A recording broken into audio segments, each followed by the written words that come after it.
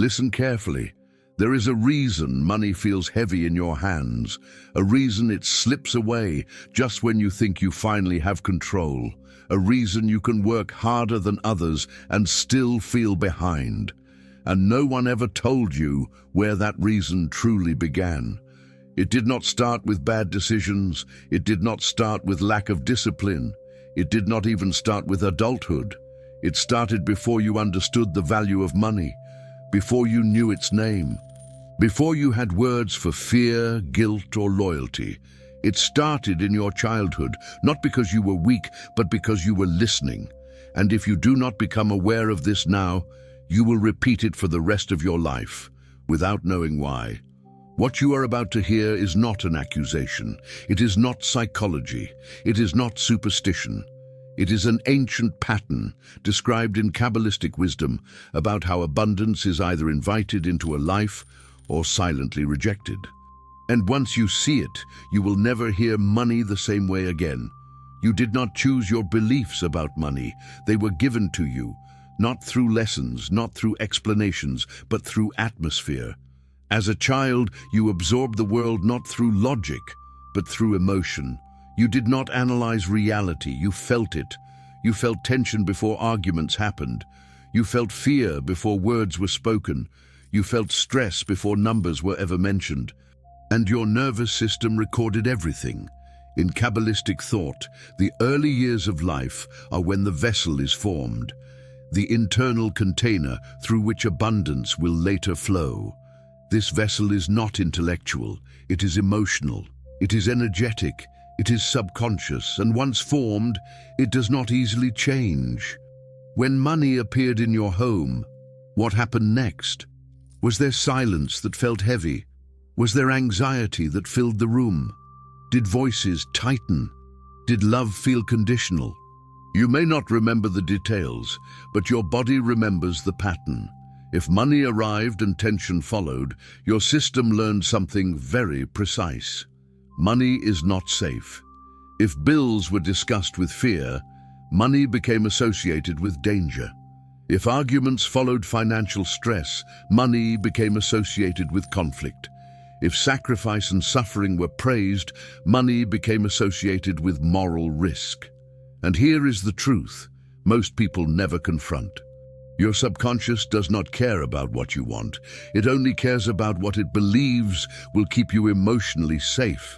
So if money was unconsciously coded as a threat to love, stability, or belonging, your system learned to push it away. Not dramatically, not consciously, quietly. You learned how to earn, but not how to keep, how to receive, but not how to hold, how to desire, but not how to rest with abundance. In Kabbalah, this is called a hidden contract, a contract signed without words. And every time money comes close, that contract activates. You hesitate, you self-sabotage, you delay, you overspend. You choose the familiar struggle over the unfamiliar peace. Not because you are irresponsible, but because part of you believes that prosperity has a cost you cannot afford. That cost is emotional separation. As a child, survival meant connection. Love meant safety. Belonging meant life. So if money ever threatened those things, even indirectly, you learned to stay loyal to what mattered most. And loyalty, once formed in childhood, is powerful. You may say you want abundance, but your deeper system asks a different question. Will this make me alone? And if the answer feels uncertain, the flow stops. This is why some people seem cursed with financial instability despite intelligence and effort. This is why opportunities appear and vanish. This is why success feels exhausting instead of peaceful, because abundance is not only about receiving, it is about permission, and permission is never logical, it is emotional. The sages teach that before money can stay in a person's life, it must feel welcome in their inner world. Not admired, not chased, welcomed. But how can something feel welcome if it was once associated with fear? As a child, you did not question the emotional tone of your home. You adapted to it. You adapted by becoming careful, by becoming responsible too early, by becoming loyal to struggle, by equating love with sacrifice. And without realizing it, you internalized a belief far more powerful than any financial strategy. If I suffer, I belong. If I prosper, I risk losing connection. This belief does not speak in words. It speaks in outcomes. It appears as missed chances, as discomfort when things go well, as guilt when you earn more than expected, as anxiety when stability finally arrives. Your mind says, "This is what I wanted." Your body says, "This is dangerous." And the body always wins. This is the first contract, not written, not spoken, but lived.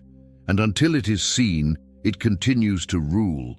Not because it is evil, but because it was formed to protect you.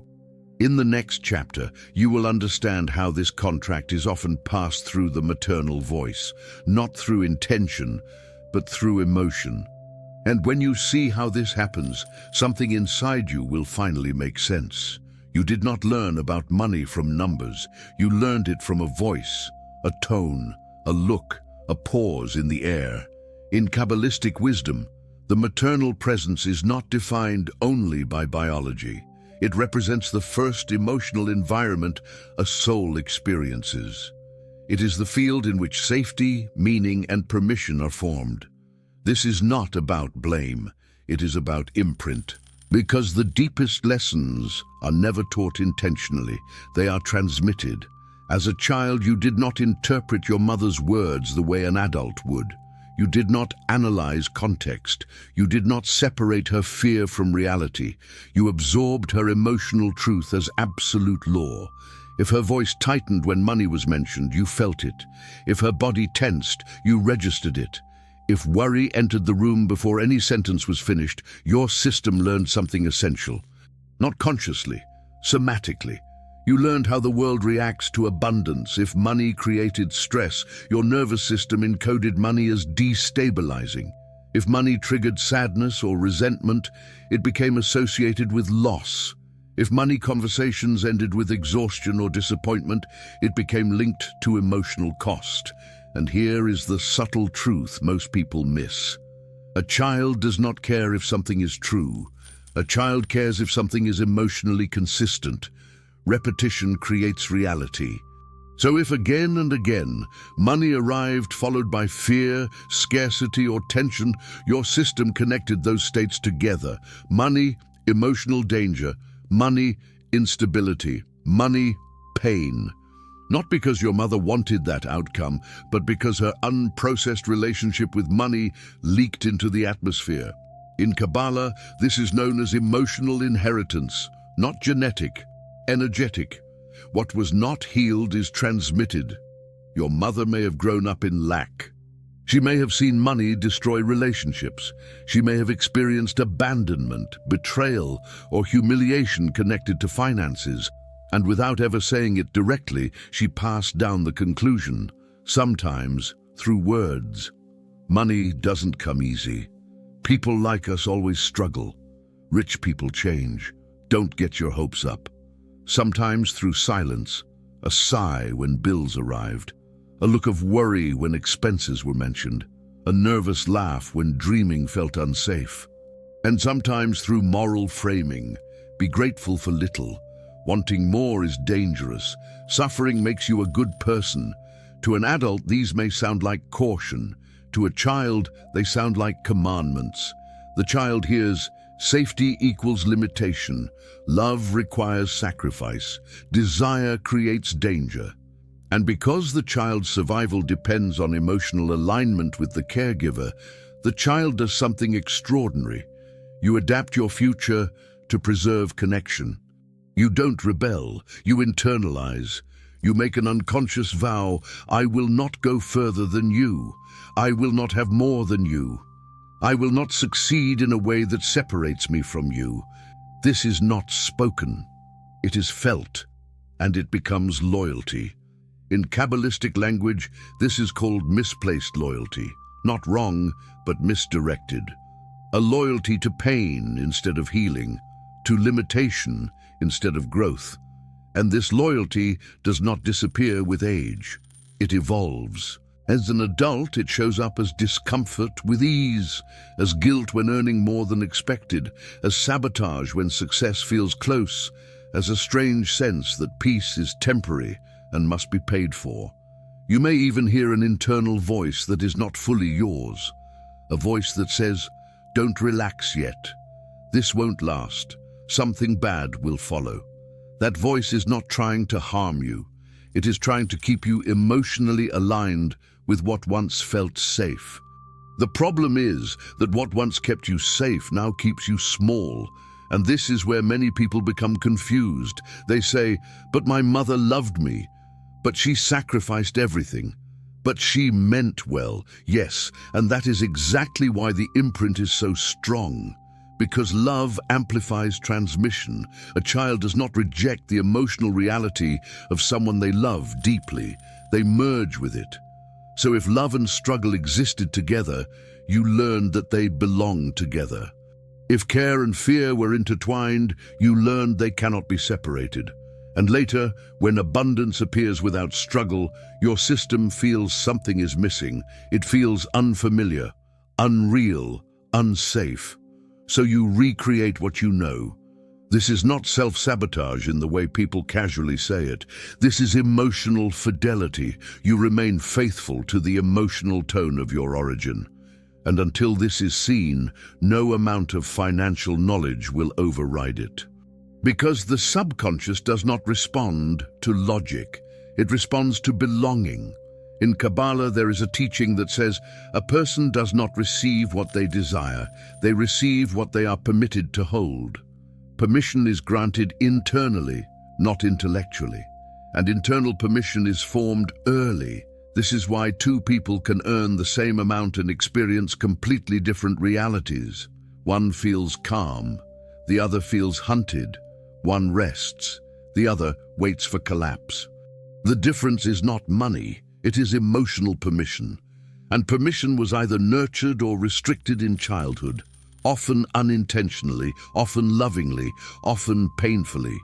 This chapter is not asking you to accuse, it is asking you to differentiate, to see where her fear ends and your life begins, because honoring does not mean repeating, and love does not require imitation. In the next chapter, you will hear a story passed among Kabbalists for generations, a story that reveals how these unconscious vows can be identified and gently released. There is a moment in every life when a pattern becomes visible. Not because it suddenly appears, but because you finally stop running from it. In the teachings passed quietly among Kabbalists, there is a story told not as history, but as mirror. A story meant to reveal something that logic cannot reach. You are meant to recognize yourself in it. The story speaks of a man who could never hold money, not because he lacked intelligence, not because he avoided effort, but because prosperity seemed to dissolve the moment it arrived. Opportunities came, and something went wrong. Investments looked promising, then collapsed. Stability approached, and suddenly life intervened. To the outside world, it looked like misfortune. To the man, it felt personal, as if life itself resisted his rest. So he went to a rabbi, not to ask how to make more money, but to ask why peace never stayed. The rabbi did not ask about numbers, he did not ask about strategy, he asked a single question. When you were a child, what did money do to your home? The man hesitated, not because he did not know the answer, but because the answer carried weight. He spoke of arguments, of fear, of a mother who worried constantly and a household where money meant instability. And then the rabbi asked something unexpected. What promise did you make without words? The man did not understand. So the rabbi explained, when a child sees someone they love suffer, the child looks for a way to stop the pain. But a child has no power, so instead the child makes a vow not to surpass, not to separate, not to betray. The man felt something tighten inside him. The rabbi continued, you did not vow with language, you vowed with alignment. You decided without knowing it that safety meant staying close to struggle. And then the rabbi said something that changed everything. As long as you believe prosperity will separate you from love, you will unconsciously return to what keeps you connected. This is the vow, not spoken, not remembered, but lived. You may recognize it in yourself. It appears when things go too well and you feel uneasy, when calm feels suspicious, when success feels heavier than struggle. This vow is not dramatic. It does not announce itself. It hides behind responsibility, behind caution, behind humility. It disguises itself as realism, but its effect is precise. It ensures you never go too far beyond what your emotional system considers acceptable. In Kabbalah, this is understood as a soul-level agreement, not mystical in a supernatural sense, but deeply psychological and spiritual at once. The soul, seeking belonging, chooses familiarity over expansion. And familiarity often means repeating the emotional landscape of childhood. This is why some people unconsciously recreate financial chaos even after escaping poverty. This is why sudden wealth can lead to collapse. This is why peace feels foreign to those raised in tension. Because the vow is not to suffering itself, it is to loyalty. And loyalty, once formed, is hard to break without awareness. The rabbi in the story did not tell the man to work harder. He did not advise better investments. He asked him to do something far more difficult. To see the vow, he said, and to understand that it was made by a child who wanted to belong. That sentence matters, because once you realize the vow was made by a child, not an adult, something shifts. You stop shaming yourself. You stop calling yourself broken. You stop assuming you lack discipline. You begin to see that your resistance to abundance is not failure. It is protection that has outlived its purpose. And this is where the teaching deepens. In Kabbalah, a vow made unconsciously can only be released consciously. Not by force, not by denial, but by recognition. You cannot break what you cannot see. This is why many people repeat the same financial cycle for decades. They try to change behavior without touching allegiance. They improve skills without addressing loyalty. But loyalty always wins, because loyalty feels like love. And love, once intertwined with limitation, becomes difficult to untangle. You may notice that when you imagine a life of stable abundance, something inside you reacts. It may feel heavy, it may feel lonely, it may feel like you are leaving something behind. That feeling is not greed, it is grief. Grief for the identity that learned to survive through struggle. Grief for the version of you that stayed small to stay connected. The vow is not wrong. It was made to protect love. But protection is not meant to be permanent. And the sages teach that what protected you once can imprison you later. This is why awareness is sacred in Kabbalah, because awareness dissolves unconscious allegiance. When you see the vow, it loosens. When you name it, it weakens. And when you understand why it was formed, it can finally be thanked and released. But release does not happen instantly. It requires a shift in how you understand honor. Most people believe honoring their past means repeating it. But in Kabbalistic wisdom, honoring means transforming what was painful into something life-giving. You do not betray your origins by healing, you fulfill them. The man in the story did not become wealthy overnight, but something changed. He stopped returning to chaos. He stopped feeling guilty for stability. He stopped equating love with lack. And slowly, abundance found a place to rest, because the vow no longer demanded loyalty. In the next chapter, you will understand what was truly blocked all along, not money itself, but the internal vessel meant to hold it. What you think was blocked was money. What was actually blocked was your capacity to hold it. In Kabbalistic wisdom, abundance is never described as something that must be chased. It is described as something that flows. And like any flow, it depends entirely on the integrity of the vessel that receives it. Water does not refuse to enter a cracked container out of cruelty. It leaks because it cannot rest there. Money works the same way. It is not moral, it is not emotional, it is responsive. It responds to structure, permission, and internal stability. So when money enters your life and disappears, it is not because you are being punished. It is because something inside you does not yet allow it to remain without tension.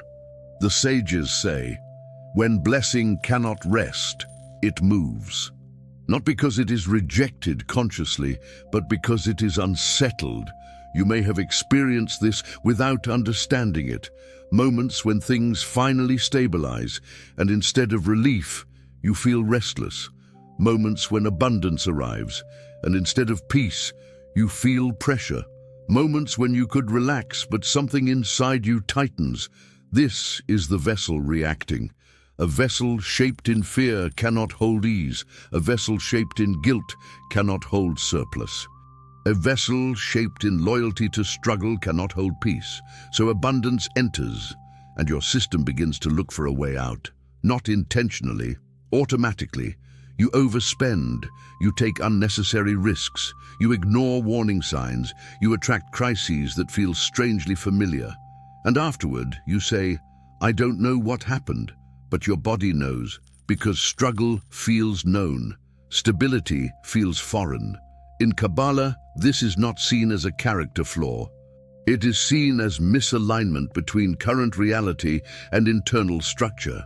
You outgrew the vessel that was built for survival, and now that vessel must be reshaped. But here is the part few people understand. You cannot reshape the vessel by forcing abundance into it. Pressure breaks fragile containers. This is why sudden wealth often destroys people who grew up in lack. This is why lottery winners frequently lose everything. This is why rapid success can trigger collapse. The internal structure was not prepared to hold what arrived, so the system seeks relief by returning to what it knows. And what it knows is emotional intensity, not emotional rest. In childhood, emotional intensity often meant attention. It meant connection. It meant life. Calm, on the other hand, may have meant absence, silence, distance. So when calm appears in adulthood, it feels empty, not nourishing, and the system rejects it. This is the paradox of abundance for many people. They want the results of prosperity, but not the internal stillness that comes with it, because stillness feels unsafe. The sages teach that the vessel is shaped not by what you receive, but by how you receive. If you receive with fear, the vessel tightens. If you receive with guilt, the vessel cracks. If you receive with suspicion, the vessel destabilizes. But if you receive with permission, something different happens. Permission tells the system, this is allowed. This does not cost love. This does not require sacrifice. And permission is not intellectual. It is somatic. It lives in the nervous system. This is why affirmations alone rarely work. You can say, I deserve abundance, while your body whispers, this is dangerous. And the whisper will always override the statement, so the work is not to convince the mind. The work is to calm the vessel, to teach it that abundance does not equal loss. In Kabbalah, the vessel is called the Kli, and the Kli is shaped by emotional memory. This is why childhood experiences matter so deeply. They determine what feels normal. If chaos was normal, peace feels suspicious. If instability was familiar, stability feels fragile. If love was earned through sacrifice, ease feels undeserved. And money responds to what feels normal, not to what you want, not to what you declare, but to what your system can rest inside. This is why some people seem to live effortlessly while others struggle endlessly. Not because one is more deserving, but because one's vessel is relaxed and the other's is tense. Tension repels flow. This is not metaphorical. It is experiential. When you are tense, you rush, you miss signals, you make reactive decisions. When you are calm, you see clearly, you choose wisely, you allow time to work for you. Abundance requires time. Time requires patience. Patience requires safety. And safety is either present in the nervous system or it is not. So what was truly blocked was not money, it was safety. Safety to receive without bracing, safety to hold without gripping, safety to enjoy without waiting for collapse. This is why healing the relationship with money is inseparable from healing the relationship with calm. You cannot invite abundance into a system that equates calm with danger. The sages say, when the vessel learns to rest, the blessing remains. This is not poetry, it is instruction, and it leads to an uncomfortable truth. If abundance keeps leaving your life, it is asking you to become someone who can host it. Not someone smarter, not someone more aggressive, but someone more regulated. Someone whose nervous system no longer confuses peace with threat. This is why the work ahead is gentle, not forceful. You do not break the vessel, you soften it, you widen it, you reassure it. And you do this not by chasing money, but by changing how your body experiences receiving.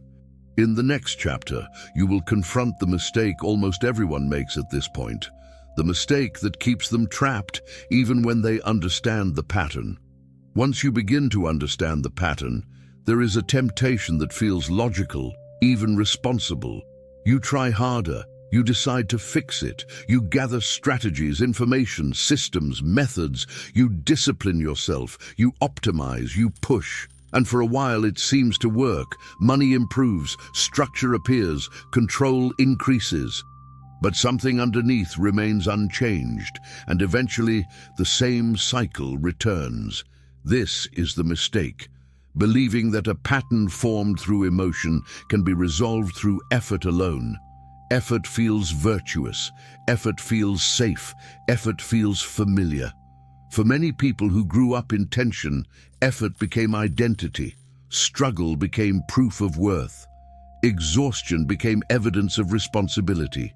Constant doing became a substitute for inner permission. So when abundance feels blocked, the instinct is to do more planning, more control, more pressure. But pressure is not neutral. Pressure reinforces the very internal state that created the problem. In Kabbalistic teaching, effort without alignment is called forced flow. And forced flow always leaks because the vessel is still tense. You may recognize this in your own life. You set goals but feel anxious reaching them. You achieve milestones but feel no peace. You earn more but trust less. Everything looks better on the outside. Everything feels fragile on the inside. This is because the nervous system has not been included in the process. You change behavior but not belief. You improve strategy but not safety. And safety is the foundation. Without safety, abundance activates fear. Without safety, stability triggers vigilance. Without safety, success feels temporary.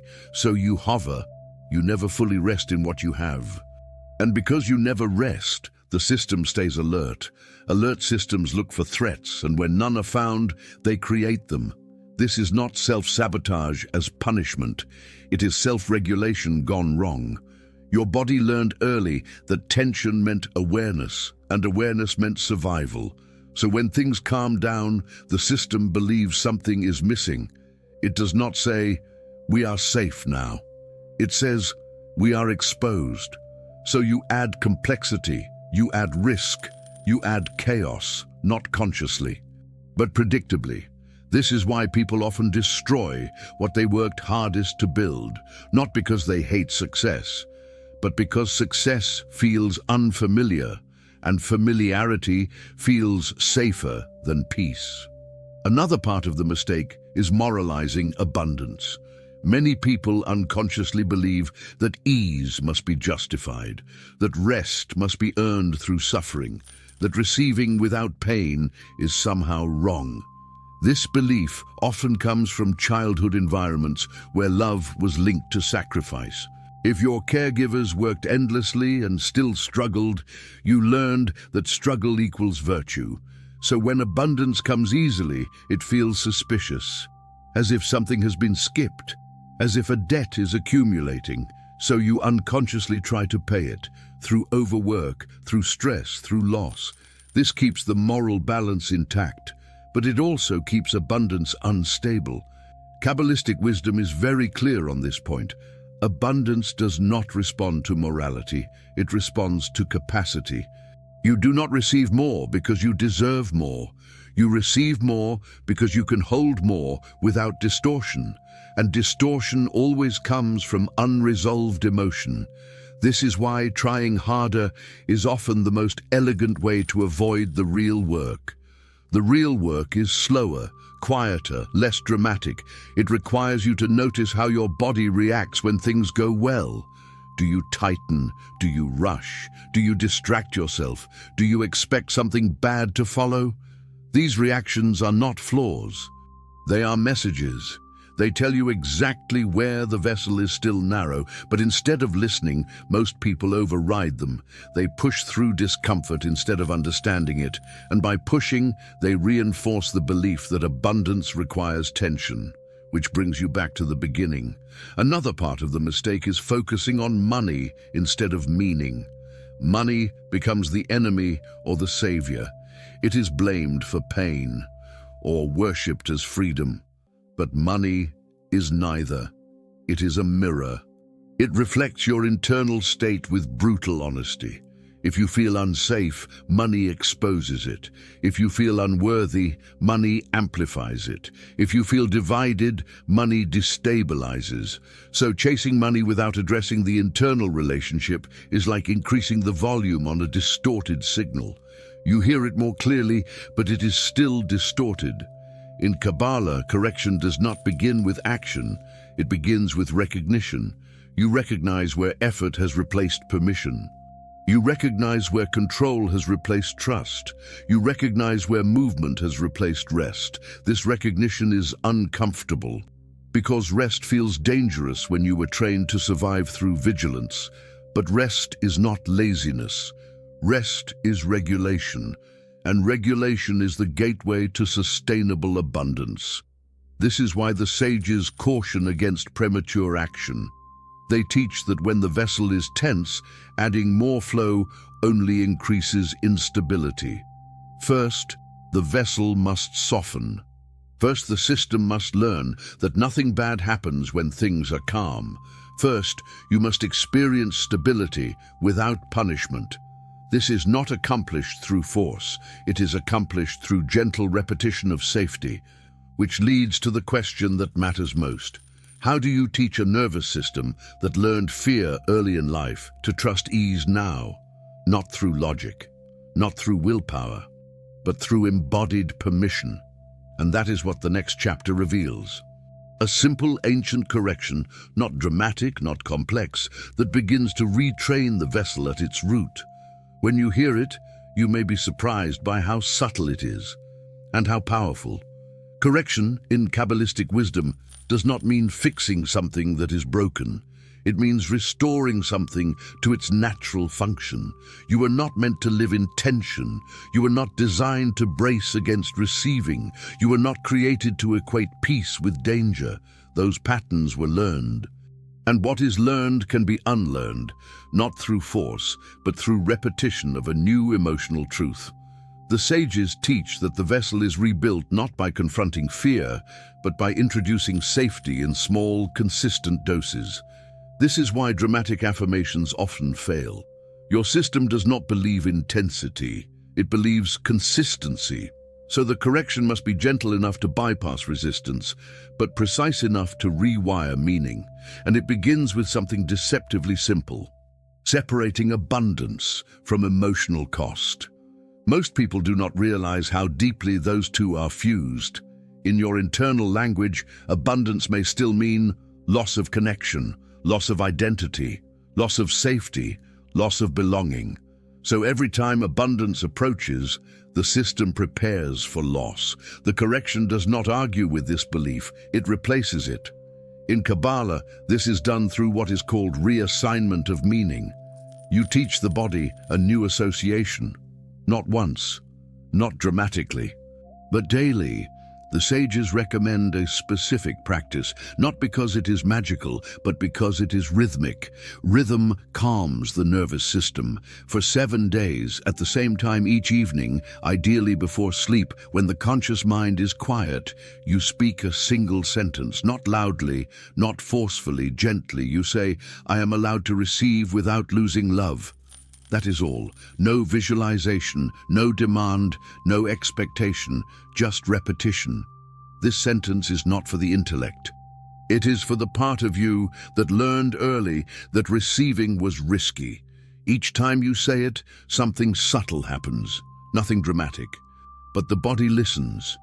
At first, you may feel discomfort, resistance, a tightening in the chest. That is not failure. That is the old association surfacing. Do not fight it. Let the sentence exist alongside the sensation. You are not trying to convince the body. You are letting it hear a new possibility. On the second or third day, the discomfort may soften slightly, or it may not. That is not the point. The point is exposure without consequence. Each night you say the sentence and nothing bad happens. No loss follows, no punishment arrives, no connection is broken. This is how the nervous system learns, through experience, not explanation. By the 7th day, something often shifts, not a miracle, a permission. You may notice moments where receiving feels less charged, where calm lasts a little longer, where stability feels slightly less suspicious. This is the vessel widening. In Kabbalah, this process is called making room for blessing. You are not attracting money, you are making space for it to stay. Another part of the correction is equally important, withdrawing loyalty from inherited fear. Loyalty does not dissolve through rejection, it dissolves through acknowledgement. Once a day, quietly, you say, "The fear I carry is not all mine." This sentence honors the origin of the pattern without reinforcing it. You are not denying your past, you are differentiating from it. Differentiation is sacred in Kabbalistic thought. It is how generations heal instead of repeating. You are allowed to love your origins without living inside their limitations, and the body needs to hear this, not as rebellion, but as release. As you practice this, you may notice emotions arise, sadness, grief, even anger. These are not obstacles. They are signals that the system is reorganizing. When tension has been held for years, its release feels unfamiliar. Do not interpret emotion as regression. Interpret it as movement. Another essential element of correction is learning to pause when things go well. Most people rush past good moments. They minimize them, distract from them, prepare for their end. This keeps the nervous system from registering safety. So when something positive happens, practice staying. Just for a few seconds longer than usual, feel your feet, breathe slowly. Notice that nothing bad is happening. This is not indulgence, it is training. You are teaching your system that calm is survivable, that peace does not precede loss, that abundance does not demand payment. Over time, these moments accumulate, and accumulation is what changes baseline. Kabbalistic correction is never about dramatic breakthroughs, it is about quiet consistency.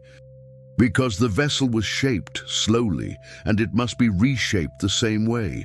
The goal is not to eliminate fear, the goal is to reduce its authority. Fear may still appear, but it no longer decides. It becomes a visitor, not a ruler. And as the vessel softens, something else happens. Your decisions change, not because you force them to, but because you are less reactive. You wait longer. You choose more calmly. You tolerate uncertainty without panic. And money responds to this. Because money follows clarity. Clarity follows regulation. Regulation follows safety. This is the order. Not strategy first, not hustle first, safety first. This is why people who feel internally settled often appear lucky. They are not lucky. They are receptive.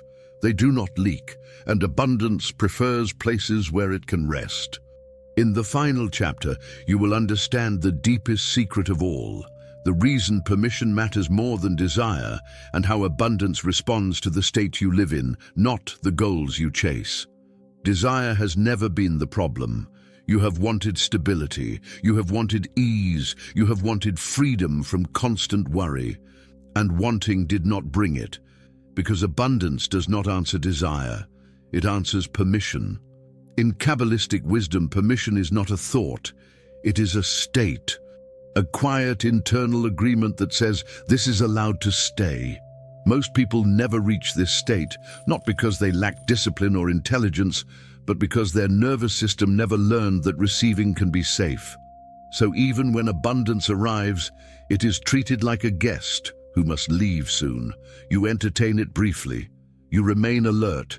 You wait for the moment it turns, and eventually it does.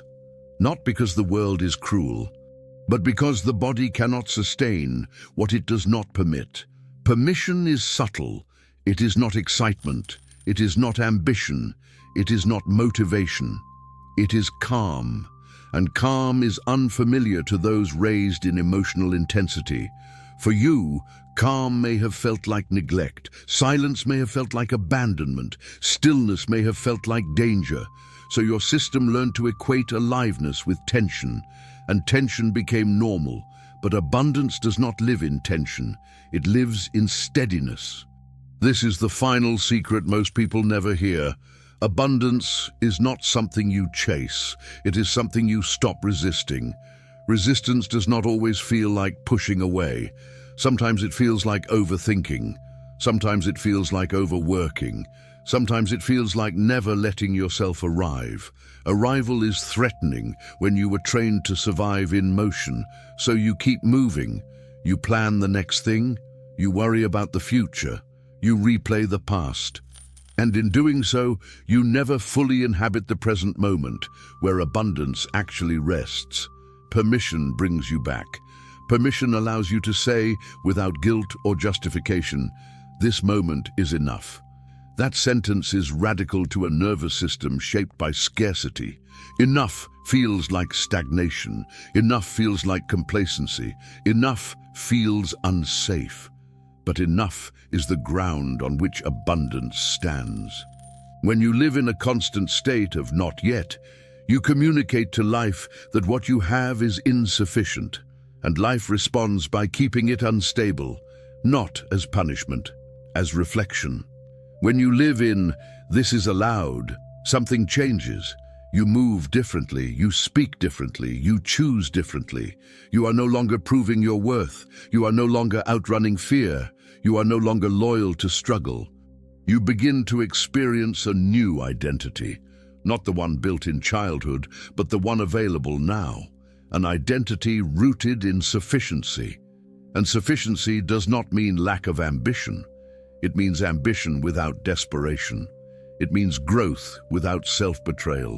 It means expansion without collapse. The sages say, when a person no longer argues with what they receive, blessing settles. This does not mean you stop striving. It means you stop fighting yourself. You allow rest without punishment. You allow success without suspicion. You allow ease without apology. And the most important shift happens quietly. Your body relaxes. When the body relaxes, perception widens. You notice opportunities without chasing them. You sense timing without forcing it. You respond instead of react. This is why permission is the true gate. Not belief, not visualization, not effort. Permission, and permission is earned through safety, not through logic. Everything you have heard in these chapters points to one truth. Your relationship with money mirrors your relationship with calm. If you cannot rest, money cannot rest with you. If you are always bracing, abundance cannot stay. If you are loyal to fear, peace feels like betrayal. But loyalty can change, not by rejection of the past, by integration. You do not need to accuse your origins to free yourself. You need to stop repeating what no longer serves. You are allowed to be the place where the pattern ends, where love and abundance coexist, where stability does not cost connection, where peace does not precede loss. This is not a dramatic transformation, it is a quiet one, and quiet transformations last. So now, instead of asking, "How do I get more?" ask a different question. What inside me still believes that receiving is dangerous? Do not answer with words. Listen with the body and respond with permission. Each time you allow something good to remain without tension, you rewrite the contract. Each time you rest without guilt, you widen the vessel.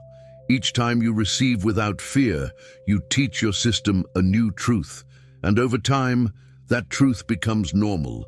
This is how abundance becomes stable, not because you forced it, but because you finally allowed it to stay. And when it stays, it stops being something you think about. It becomes something you live, quietly, naturally, without fear. That is the gate, and you have already stepped through it. You are not here by accident. You listened because something in you recognized the pattern before your mind could name it. That recognition is already change. You are no longer unconscious of the contract. You are no longer loyal without choice. You are no longer repeating blindly. From this moment on, abundance is no longer something you chase. It is something you permit. You permit it to arrive without fear. You permit it to stay without guilt. You permit it to exist without emotional cost. You do not need to prove your worth through struggle. You do not need to suffer to belong. You do not need chaos to feel alive. You are allowed to receive and remain connected. You are allowed to prosper and remain yourself. You are allowed to live with stability and still honor where you came from. The past shaped you. It does not own you. And from this moment forward, every time money enters your life, you meet it differently. Not with tension, not with suspicion, but with calm. Because calm is the signal that tells abundance, you may rest here. And what rests remains. If you choose to seal this work now, speak these words quietly. Once, I allow abundance to stay. Nothing more. Let the sentence land. Let the body hear it. Let the old contract dissolve without drama. This is not the end of the path. It is the moment the path becomes steady, and from steadiness, everything else grows.